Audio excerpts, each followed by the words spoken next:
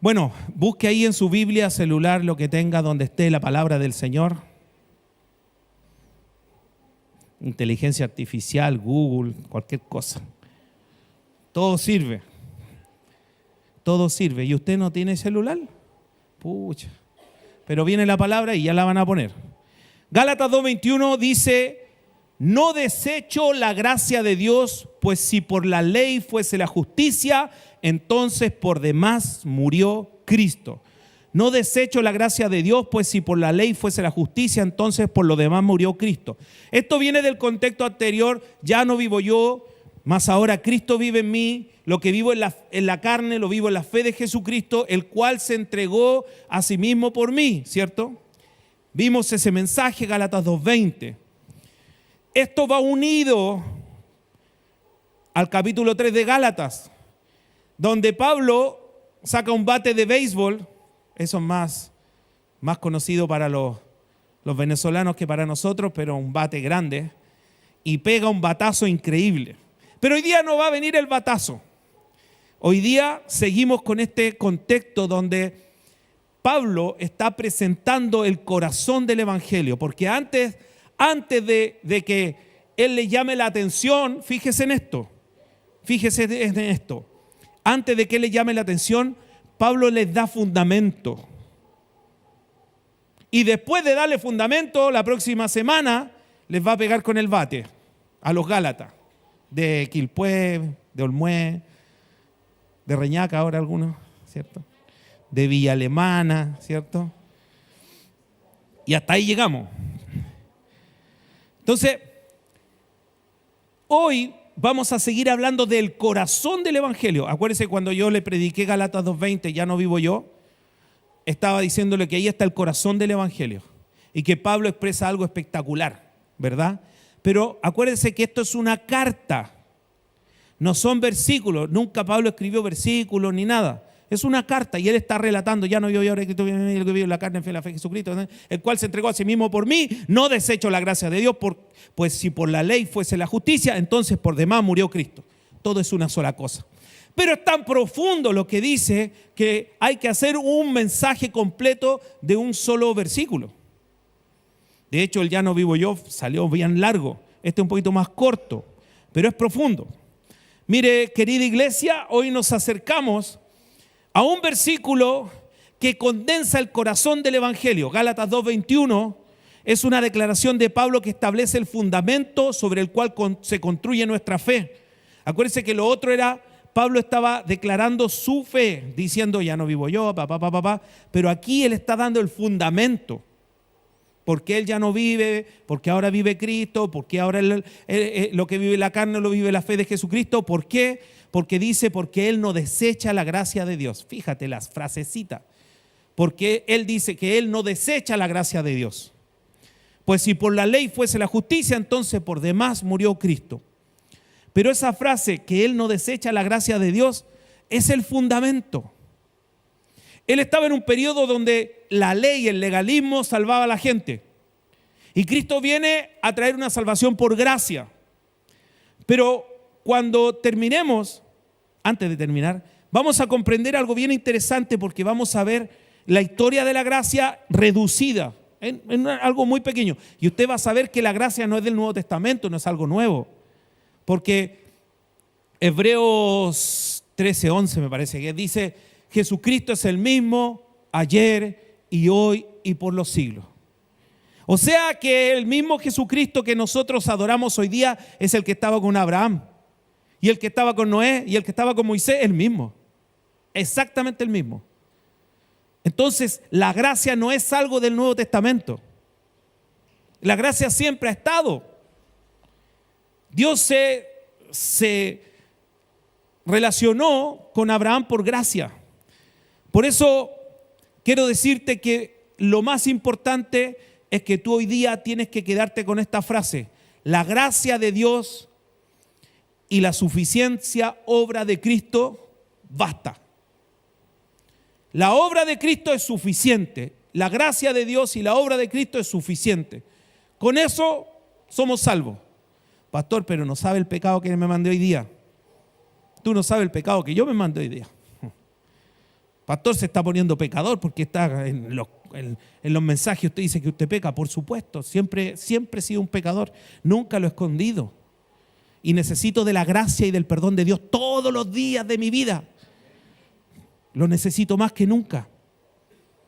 Mire, la ley y la gracia en la historia bíblica. La ley y la gracia en la historia bíblica.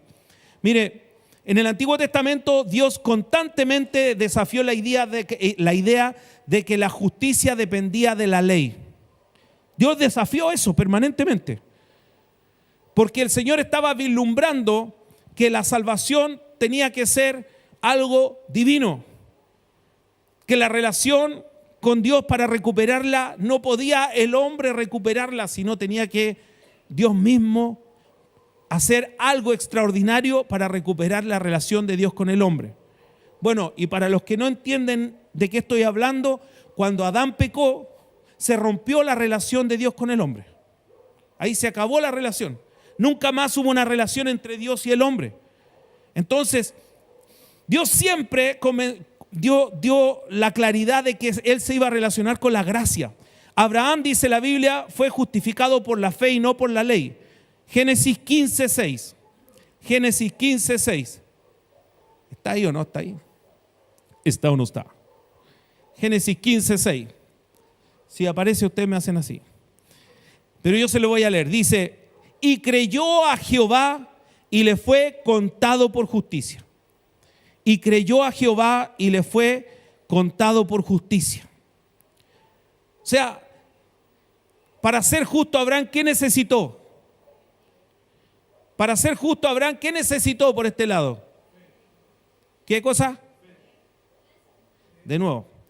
Y creyó Abraham, que creyó a Jehová y le fue contado por justicia. Y creyó a Jehová y le fue contado por justicia. ¿Qué acción tuvo que hacer Abraham? Creer, ¿cierto? Ahora, ¿qué tiene que ver el creer para que sea justo? O sea que no depende del comportamiento.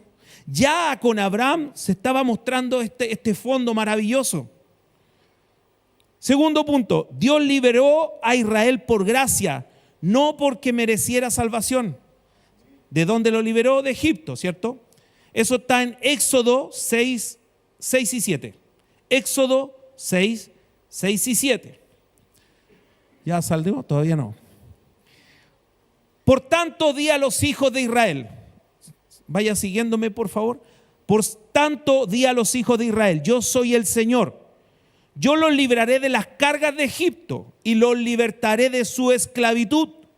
Los redimiré, significa los rescataré, con brazo extendido y con grandes actos. ¿Se acuerdan las plagas de Egipto? Los tomaré como un pueblo mío y seré su Dios.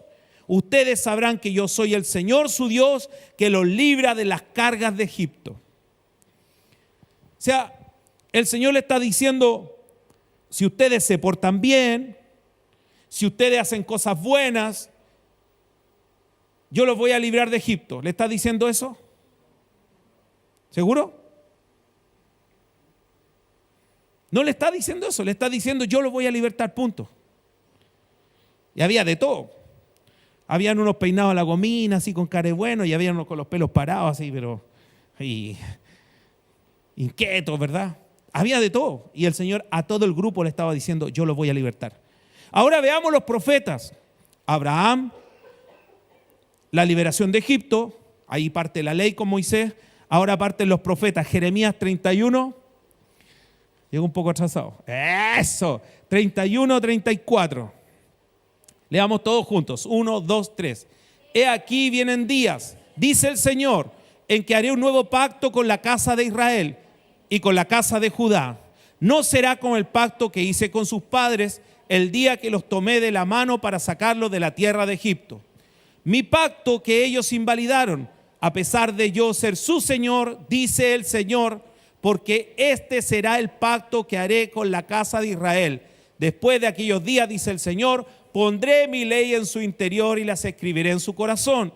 Yo seré su Dios y ellos serán mi pueblo. Ya nadie enseñará a su prójimo, ni nadie a su hermano, diciendo, conoce al Señor, pues todos ellos me conocerán, desde el más pequeño de ellos hasta el más grande, dice el Señor, porque yo perdonaré su iniquidad y no me acordaré más de su pecado. O sea, si usted ve la historia entre la ley y la gracia, siempre el Señor dijo, es por gracia, es por gracia, es por gracia. Mire, esto es súper interesante porque, un paréntesis al mensaje, nosotros entramos por la puerta de la salvación. Para entrar por la puerta de la salvación se tiene que predicar la salvación. Y eso en griego se llama querigma. Ya se los voy a enseñar a todos, pero querigma, que es la predicación. Pero cuando se predica el evangelio, no se predica esto. Cuando se predica el evangelio, se predica la cruz. Se predica la pasión de Cristo. Se predica que Él murió por nuestros pecados. Se predica a Cristo crucificado. Y ahí, con ese mensaje, acuérdense que eso fue la historia que salieron a contar los apóstoles.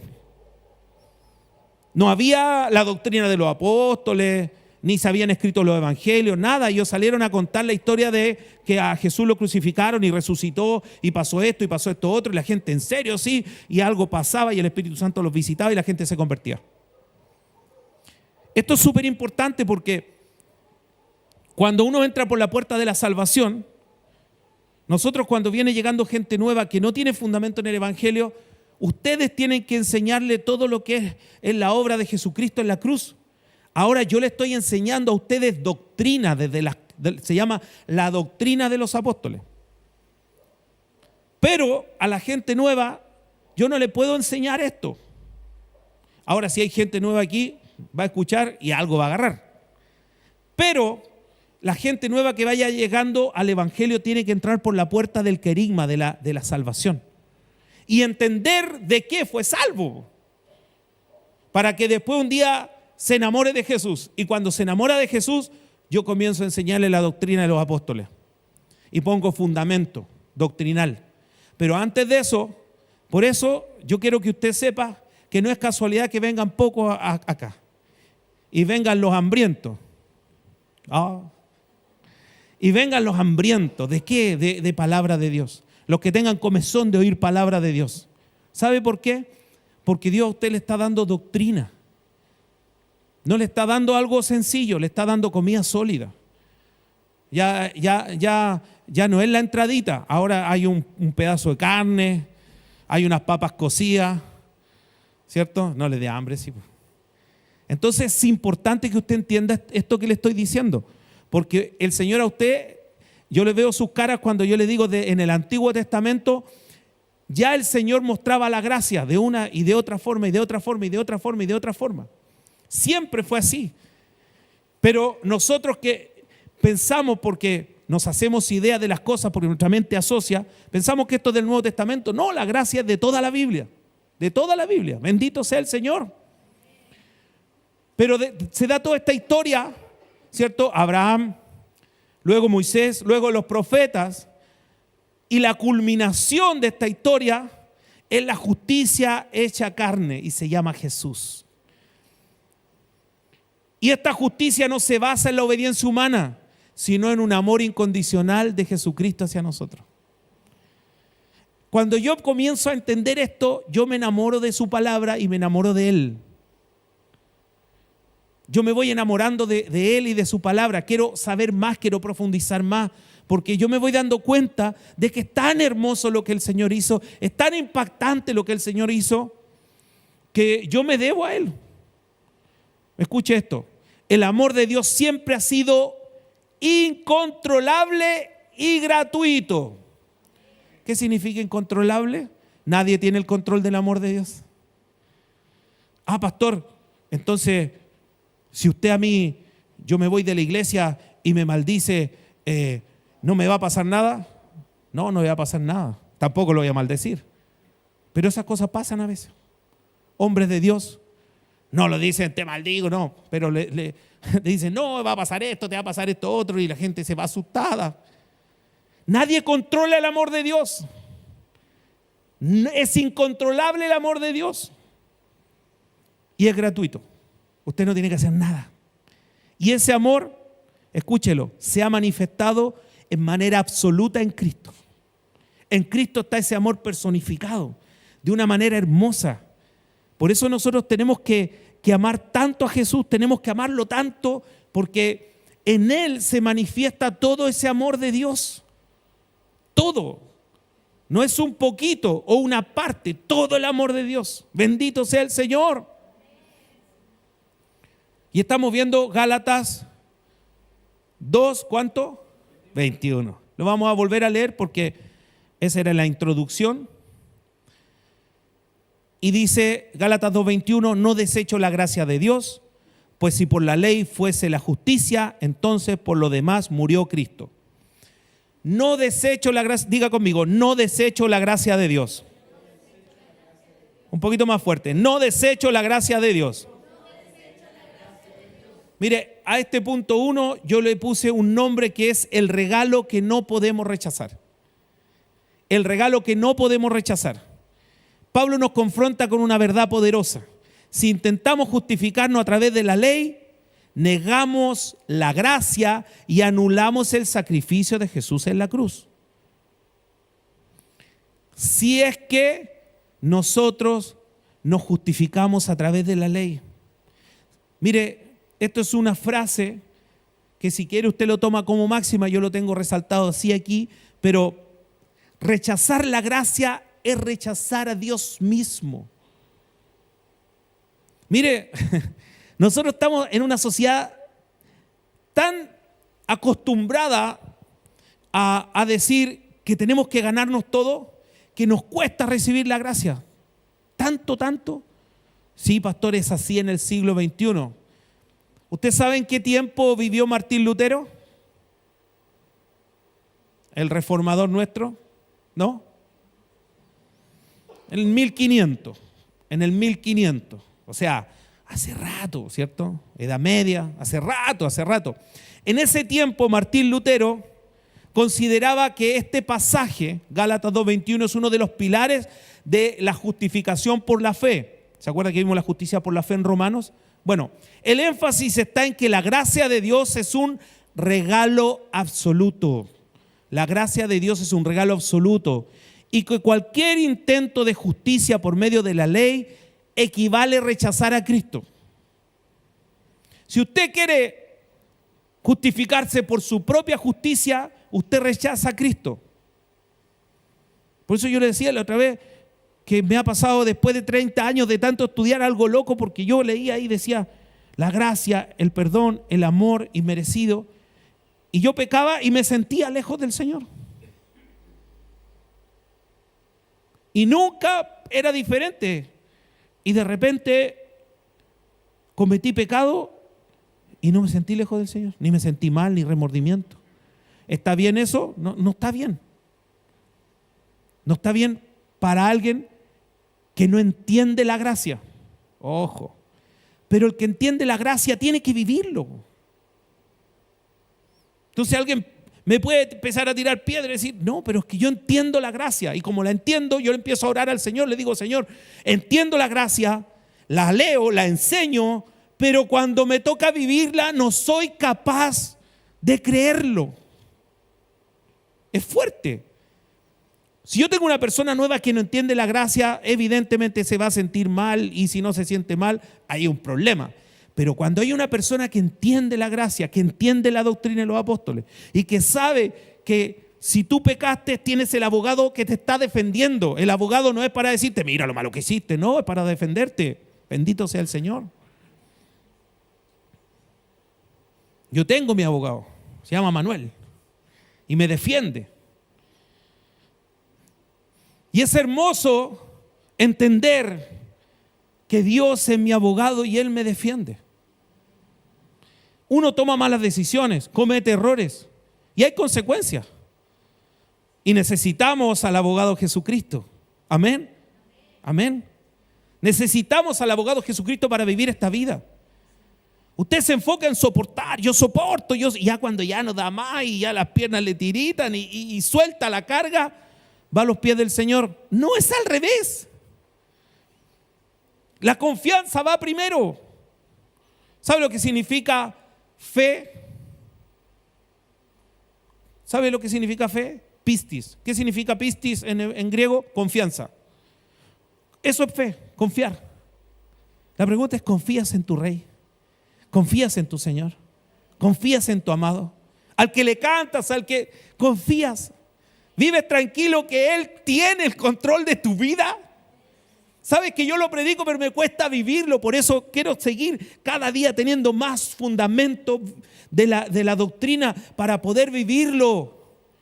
Y saber que así como ese bebé tiene que estar en los brazos de la mamá, yo necesito estar en los brazos de papá todos los días. Bendito sea el Señor.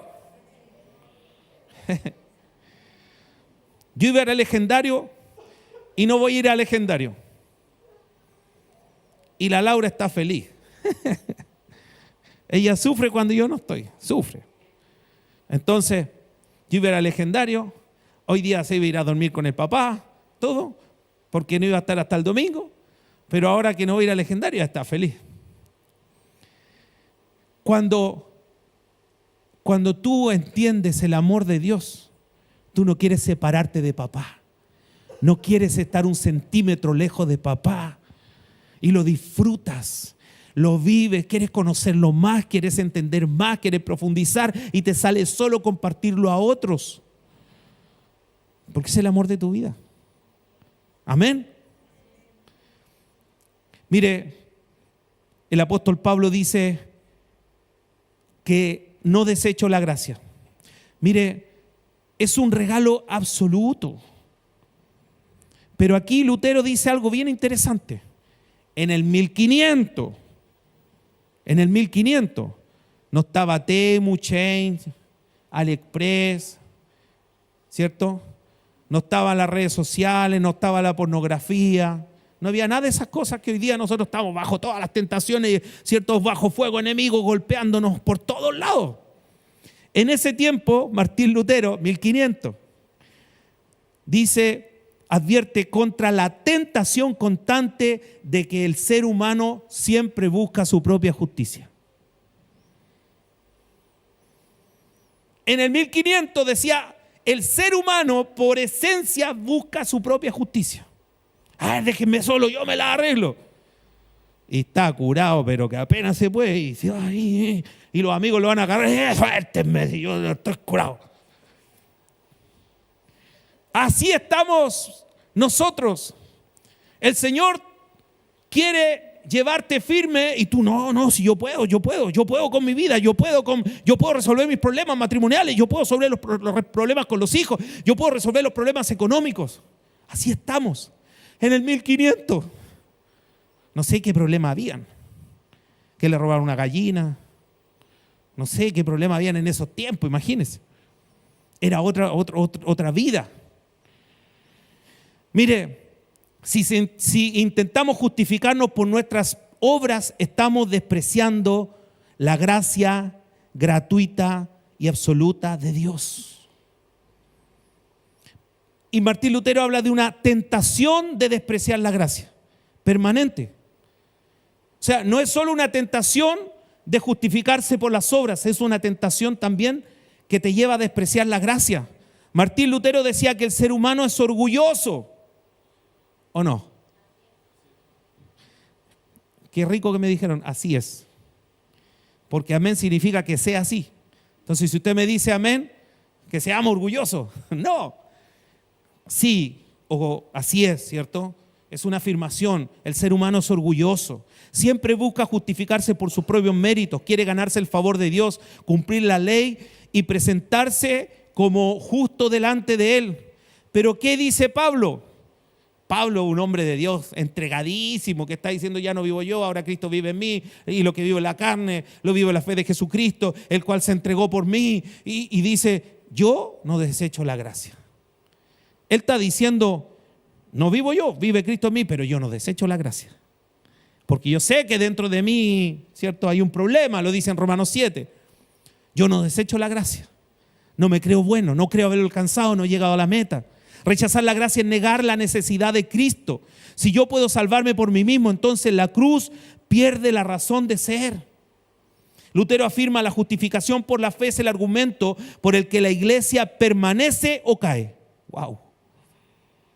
Si esta iglesia quiere permanecer, aunque vengan vientos, venga gente, y no quieran romper la iglesia, ¿cierto? Y se levante el hermano que está ahí en esa silla, no hay nadie, ¿cierto? Imaginario.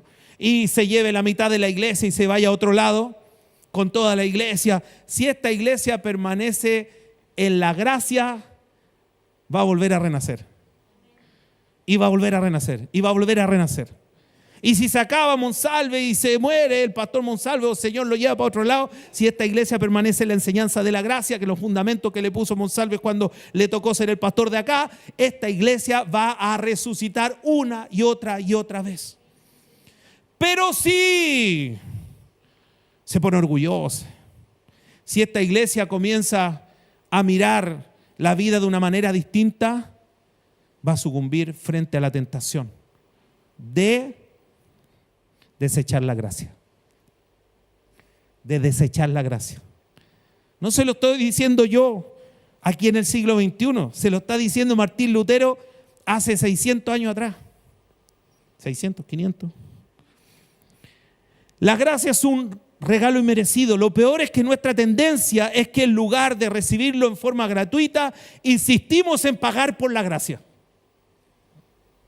Yo pago por la gracia. Es lo que hacemos cuando intentamos comprar el favor de Dios con obras. Amados, la gracia no se paga, se recibe. Haga así conmigo.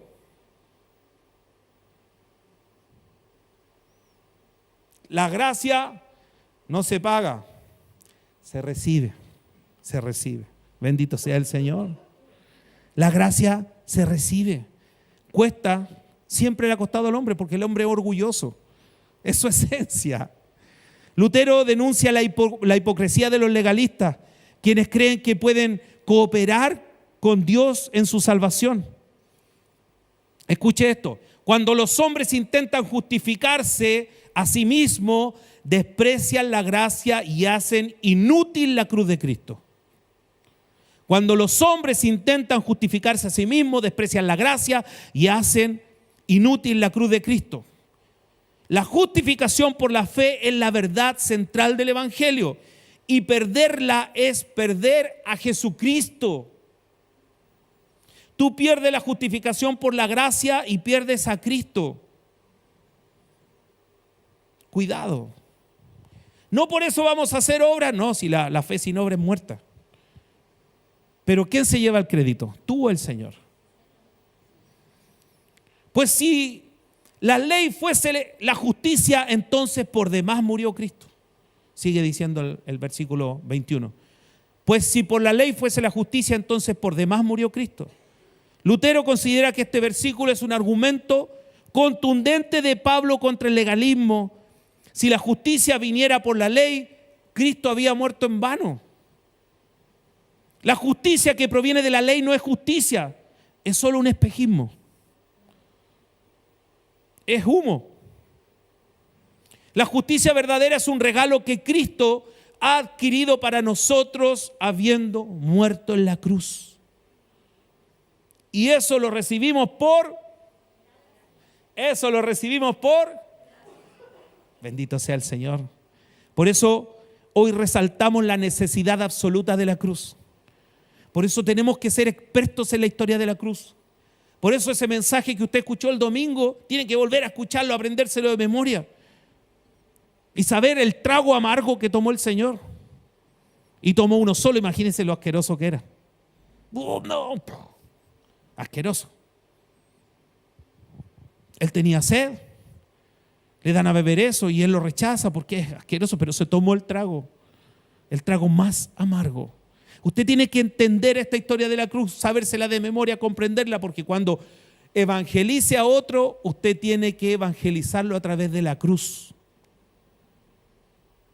No es con tu testimonio, es con la cruz de Cristo.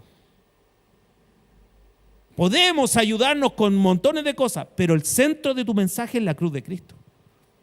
Bendito sea el Señor. Si pudiéramos salvarnos nosotros mismos, la cruz sería un error. Pero dado que somos incapaces de cumplir la ley, Cristo tuvo que morir por nosotros. Tuvo que morir por nosotros. Este es el centro de la teología de la justificación. Las solas de Lutero. La sola fe nos une a Cristo. La sola fe. La sola palabra. Bendito sea el Señor. Las obras no contribuyen a nuestra salvación. Cristo murió porque no había otro camino. Las obras no contribuyen a nuestra salvación. Jesús murió en la cruz porque no había otro camino. No había otra forma de ser salvos. Punto 2, la gracia de Dios es transformadora. La gracia de Dios es transformadora. Y aquí vamos a hablar de la gracia de Dios que no solo transforma al ser humano, sino también rompe los esquemas religiosos. Porque en el caso de Lutero, yo le estaba hablando de Lutero en un tiempo donde, no sé si se acuerdan que en el colegio nos enseñaron que los papas vendían las bulas, que era así como una visa para entrar al cielo, y los millonarios hacían y deshacían, eran malos y se compraban esa bula y ellos tenían asegurado el cielo. Ese era el contexto donde Lutero decía de que se desprecia la gracia y se vende la salvación. Pero ahora el enfoque yo lo voy a dar de un teólogo muy extraordinario que está vivo, norteamericano, está ahí en Atlanta, donde está la Dani, ¿cierto? La Dani Rodríguez está ahí en Atlanta. Él está es decano de una universidad teológica y se llama Walter Brueggemann. A nosotros nos hacen estudiar a este teólogo. Él es especialista en el Antiguo Testamento y él hoy día es una eminencia. Y él toma este versículo de Gálatas 2:21 y dice que aquí se produce una ruptura entre el antiguo pacto y el nuevo pacto, entre la ley y la gracia de Cristo.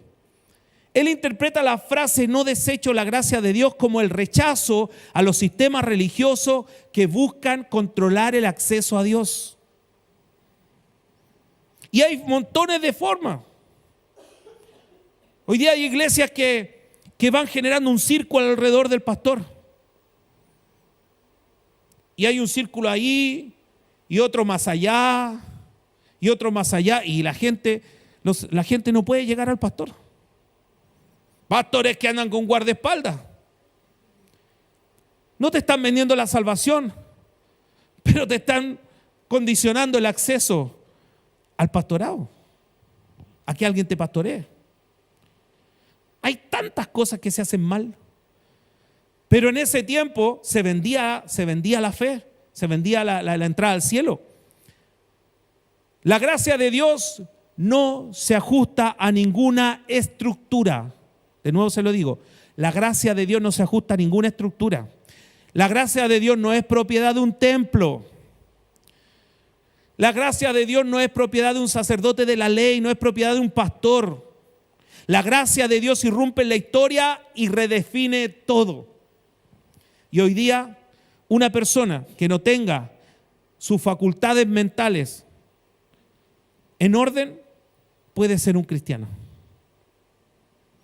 Una persona que no tiene sus capacidades para funcionar en la normalidad de la moral y la ética, Dios le da oportunidad. No era así antes con la ley. Por lo tanto, la gracia viene a romper y la gracia viene a ser inclusiva. Y todos podemos tener acceso al trono de su gracia. Solo tienes que traer tu corazón y ponerlo a los pies de Cristo.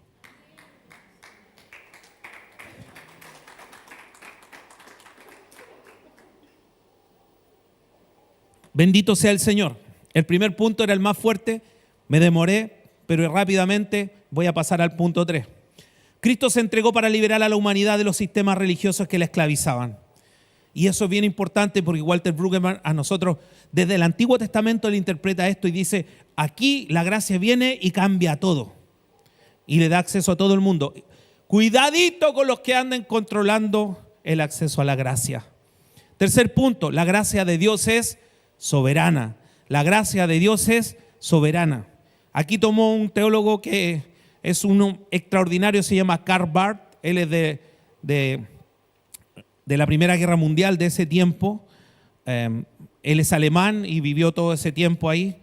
y es quien profundizó sobre este tema de la gracia y nos da todo el fundamento a la doctrina que hoy día nosotros tenemos de la gracia.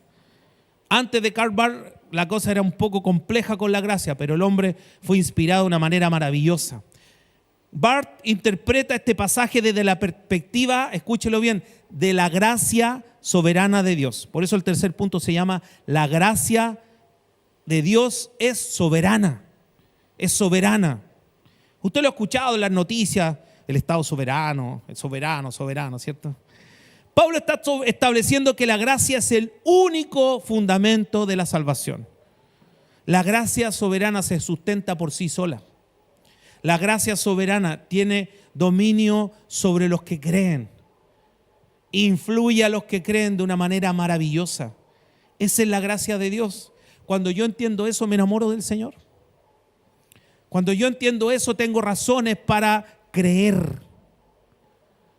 Tenemos que ir mutando de una iglesia que siente la fe a que entiende la fe.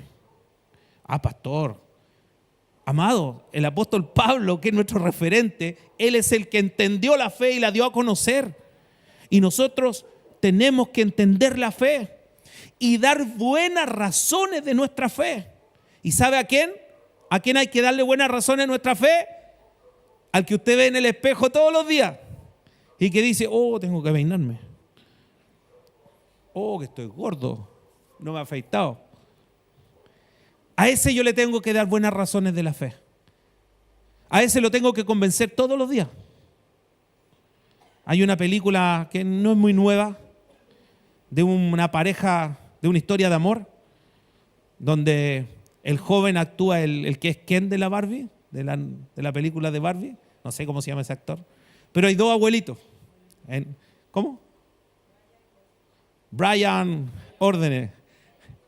Goldsnake. Él mismo, pero está joven. Y hay dos viejitos. Y hay una historia que empiezan a contar de los años 50. Y él está contando una historia, y ella tiene Alzheimer. Ella no reconoce al que le está contando la historia, pero ese que le está contando la historia es su esposo. Cuando termina de contarle la historia, ella vuelve en sí y viene un lapsus y se acaba la demencia senil. Y se aman y todo, y de repente, ¡pum!, se pelan los cables en la mente de la señora y se olvida de su esposo. Y él todos los días viene y la va a convencer de que la ama, le cuenta la historia, le habla, y ella se comienza a acordar, hasta que se acuerda y lo ama y se quedan juntos. Pero de repente ella vuelve y dice, ¿quién eres tú? Sal de aquí, no te conozco, enfermero, llámale. Y lo sacan. Pero todos los días va a recordar. Asimismo, todos los días tienes que darte razones de tu fe. Esa es la esencia del Evangelio, amados. Por eso tenemos que amar la enseñanza, profundizar en la Escritura. Queremos vivir gozosos, queremos vivir llenos. Esto no es fuerza mental. Esto no es positivismo. Piensa positivo, hermano. No, esto no es eso. Esto es razones de fe. Porque cuando te dan noticias malas, tú dices, bueno, al final, si me muero, me voy con el Señor. Pero uno lo dice sin que te hayan dado la noticia, pero cuando te la dan, el cortisol, ¡guau! Todo, un tranquilizante. Pero si tú tienes buenas razones de tu fe, tú te vas a hablar. El rey David lo hacía, le hablaba a su alma. Alma mía, espera en Jehová. Alma mía, ¿por qué te abates? ¿Por qué te abates? Aún hay tiempo para alabar. Aún hay tiempo. Y vienes y alabas al Señor y liberas endorfina. Y ciertos gritan más que Cleaver. ¿Por qué? Porque tienes que adorar al Señor con todo. Tu alma responde. Bendito sea el Señor. Amados, Dios no nos salva porque seamos justos. Esta es una máxima sencilla, pero es tremendamente poderosa. Dios no nos salva porque seamos justos. Dios nos salva porque nos ama. Punto. Dios nos salva porque nos ama. Una vez le preguntaron, no me acuerdo cómo se llama este teólogo, pero es un tipo capo, así uno de los más grandes. Y le dijeron, con tantos años, con tantos doctorados, con tantas conferencias, con tanto conocer la palabra, díganos, ¿cuál es el tesoro más grande que usted ha encontrado en la palabra? El tesoro más grande que yo he encontrado en la palabra es que Cristo me ama. Y los niños cantan, Cristo me ama, Cristo me ama, Cristo me ama. La Biblia dice así. ¡Puen!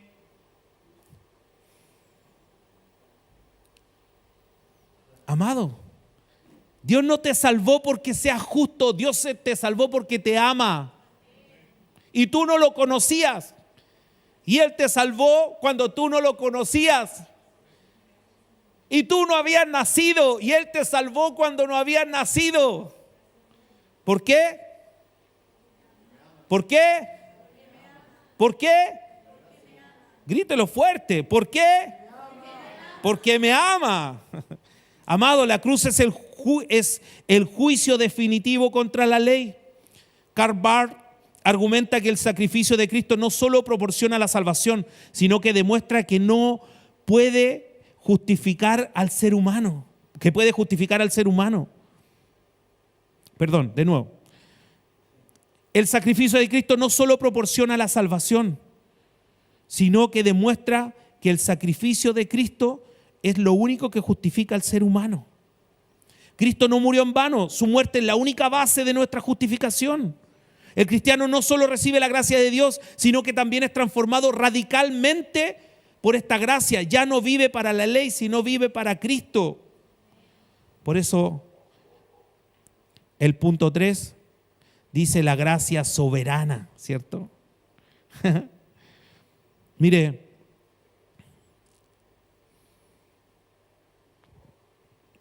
les voy a hablar de una ilustración que se llama el regalo inmerecido. Imagina que alguien te ofrece un regalo valioso.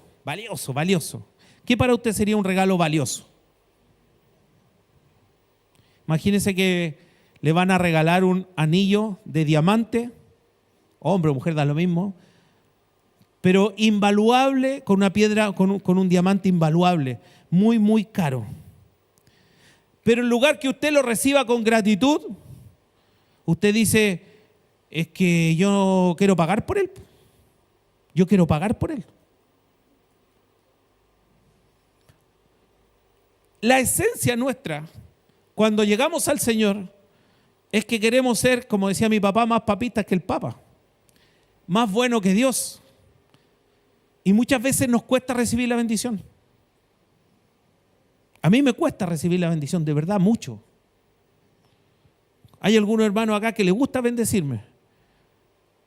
Y yo me incomodo. Y me siento en deuda y quiero yo bendecirlos también. Y eso está malo. Está pésimo. La primera vez que fui a las conferencias de Dallas, donde el pastor Marcos Barrientos estaba con unos pastores de Suiza. Y él, su mamá, era de Chiloé. Entonces hablaba más o menos español. Y hicimos muy buenas migas, mi esposa con ellos y todo. Y yo hay un poco de distancia y en un momento dicen, ¿y en qué andan ustedes? En ese tiempo no había Uber, en taxi. Oh, pero aquí es súper caro. Sí, pero ¿por qué no arrendaste un auto? Me dijo. Es que acá las carreteras son complejas, el tema del GPS. No, si tú descargas el GPS sin internet y en una zona y navegas por eso. No, pero es que la verdad es que vengo con un presupuesto ajustado.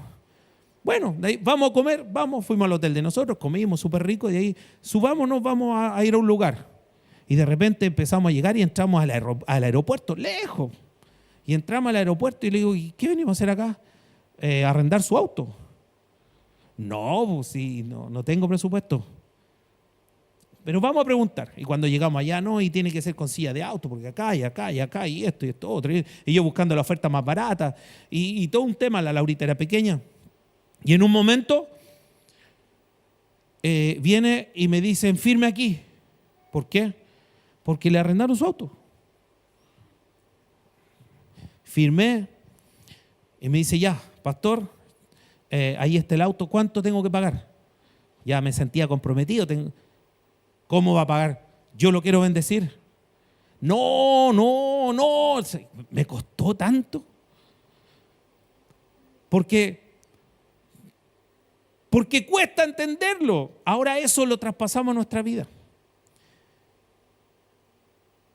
Esto ocurre cuando tratamos de ganar la salvación con nuestras obras. Cuando estamos desperdiciando el regalo de Dios. Cuando tú, en vez de perseverar en el Evangelio porque hiciste algo malo y seguir estando acá, la indignidad te carcome y ya no vienes más a la iglesia. Voy a terminar con un ejemplo bíblico. ¿Se acuerda del fariseo y el publicano? Lo leo rápidamente. Lucas 18, 9 y 14. Dijo también esta parábola a unos que confiaban en sí mismos, como que eran justos, menospreciaban a los demás. 2 hombres subieron al templo a orar. Uno era fariseo y el otro publicano. Sígame. El fariseo de pie oraba consigo mismo de esta manera. Dios, te doy gracias que no soy como los demás hombres, como estos del lado, ladrones, injustos, adúlteros, ni como este publicano de este otro lado. Ayuno 2 veces a la semana, doy el diezmo de todo lo que poseo. Pero el publicano, de pie a cierta distancia, así como agazapado, no quería ni alzar los ojos, sino que él se golpeaba el pecho diciendo, Dios, sé propicio a mí que soy pecador.